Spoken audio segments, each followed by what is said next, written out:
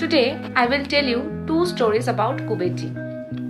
কুবেরজি তার ধন সম্পত্তি কিভাবে রেখেছিলেন বা কিভাবে তিনি ইনভেস্ট করেছিলেন এবং সেটা থেকে আমরা কি শিখতে পারি, এই অনুযায়ী দুটো গল্প আমি তোমাদের বলবো।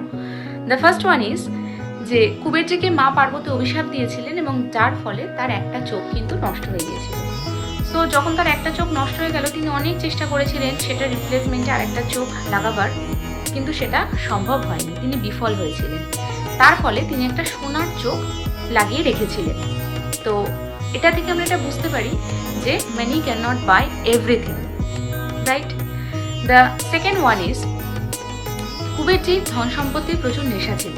তো তিনি কি করতেন, প্রচুর ধন সম্পত্তি টাকা পয়সা সব সেভ করে রেখেছিলেন নিজের কাছে, প্রিজার্ভ করে রেখেছিলেন, সংরক্ষণ করে রেখেছিলেন নিজের কাছে।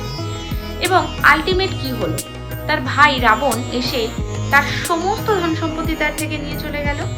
ইভেন কি তার যে বাহন বা রথ পুষ্পক, সেটাকেও পর্যন্ত রাবণ কিন্তু তার থেকে ছিনিয়ে নিয়ে চলে গিয়েছিল।